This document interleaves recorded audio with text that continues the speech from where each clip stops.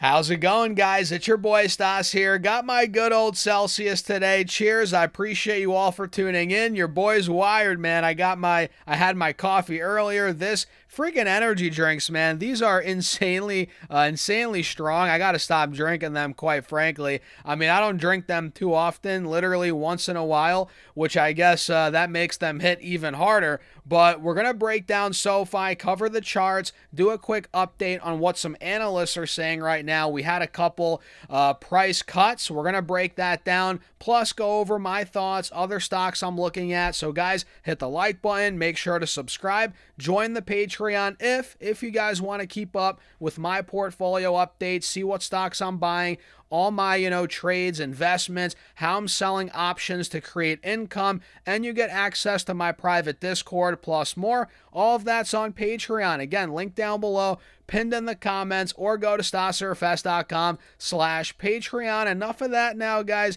Cheers. Let's dive into it. So we're down 0.75% on SoFi today, and that's, I guess, piggybacking off of yesterday's. I don't think we had a red day yesterday. It might have been, actually, no, we did have a red day. So we're piggybacking off yesterday's red day, which, by the way, I didn't make an update yesterday, guys. Didn't get to it, but here we are. So we're now holding above $16 by a thread. And I got to be honest, man, what I'm seeing on these charts, I'm noticing a head and shoulders on SoFi, pretty clear as day. Here on the 4-hour chart, if we zoom in, you guys can probably see it on the 20-day chart as well. Yeah, you got the left shoulder right here, the head's right here, the right shoulder's right here.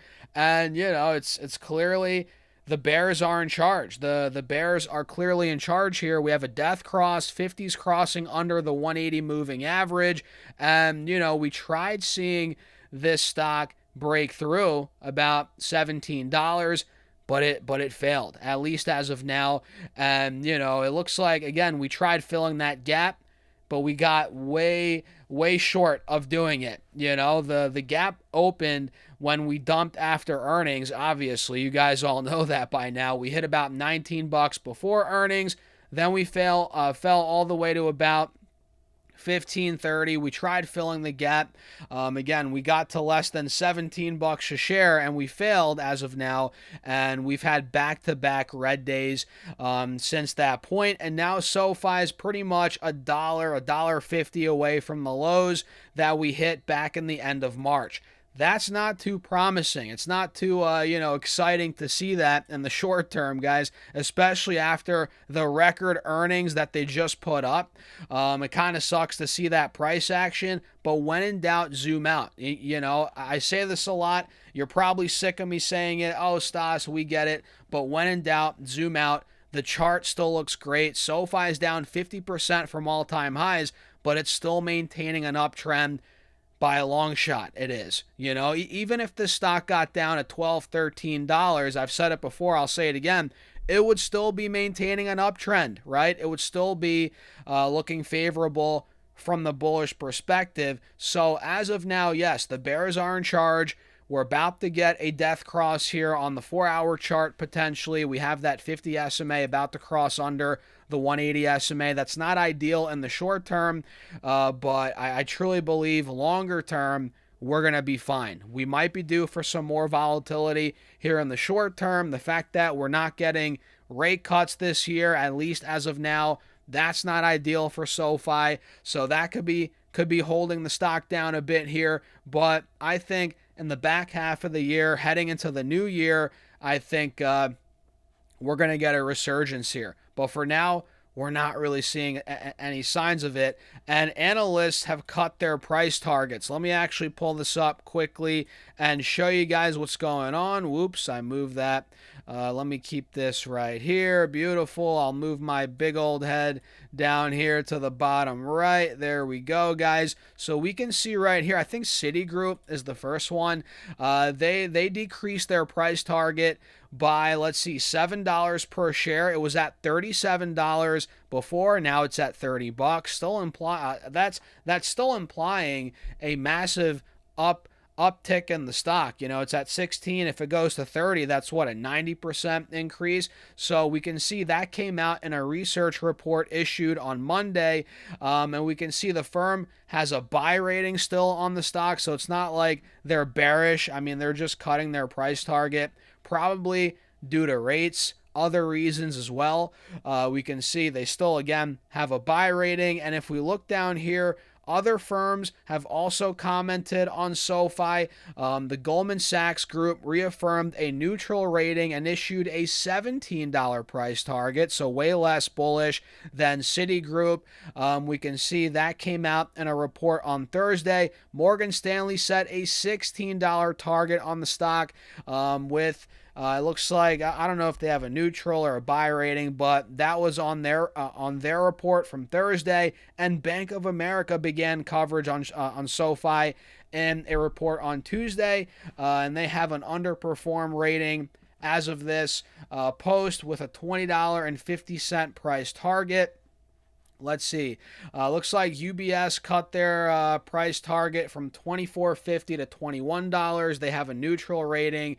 And let's see. Keefe, Bruyette, and Woods reduced their target on SoFi from $20 to $27, and they have an underperform rating on the stock right now. And it looks like, according to Market Beat, the company presently has an average rating of hold and an average target price of $23.22, which honestly, man, I tend to agree with. I'm more on the buy side right now, but I can see why people say SoFi is a hold, at least as of now, as we're getting into the back half of the year, as we're getting into 2027, where we're actually going to get more rate cuts, at least as of now.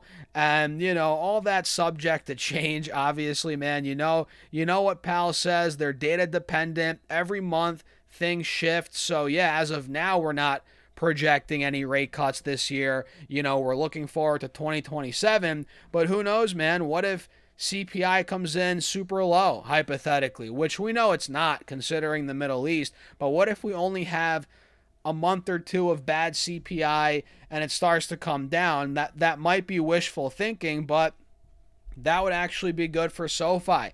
That would, the odds of rate cuts actually happening this year, at least one, the odds would go up.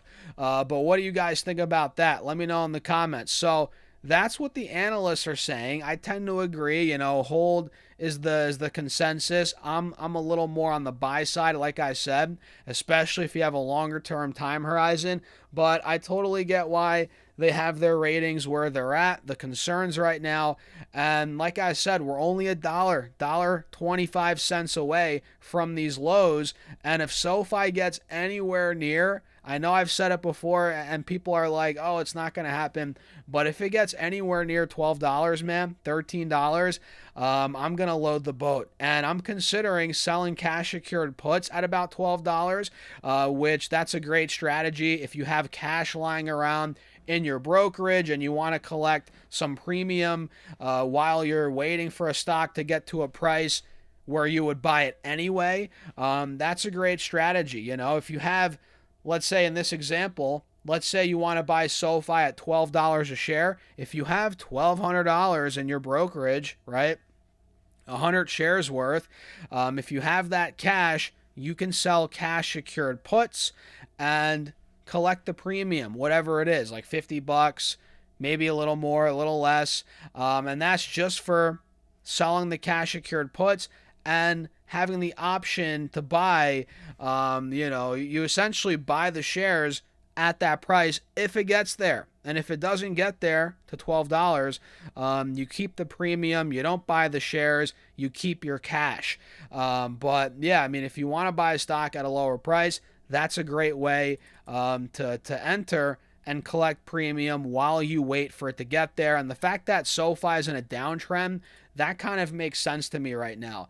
If it gets to $12, man, I'm buying, and I might as well collect the premium in the meantime. So let me show you now. The market in general is doing very well. And by the way, guys, hit the like button. Make sure to subscribe. I appreciate you all for tuning in. If you haven't hit that subscribe button yet here on YouTube, I think 50% of you watch the content, but you don't subscribe. If you haven't hit that button yet, make sure to subscribe. I appreciate you all for tuning in. Hit the follow if you're watching this on Facebook, if this video makes it to Facebook. But yeah, that's a quick breakdown on SoFi, and this is happening in the midst of a beautiful green day in the market. It's a super risk-on day. Bitcoin's up almost 2%. We're approaching a critical 82,000 resistance. The Russell hit all-time highs. It's up 1.75%. S&P also is getting near all-time highs. We might have hit them now, actually. Let me double check. No, we're about 40 cents away, but that's up almost 1%. The Qs are up 1.4%. It's at $682 a share. The Qs, on their way to $700. So beautiful day. Dow's up 0.75%. Almost back to 50K as the VIX is down 6%. We have Brent crude oil down 4%. WTI is down just about 4%. So it's one of those days, and I'm looking forward to see, okay, what's going to happen at SoFi when it comes to SoFi at $14 to $16. Do the Qs get to 700 by the end of this month, maybe next month?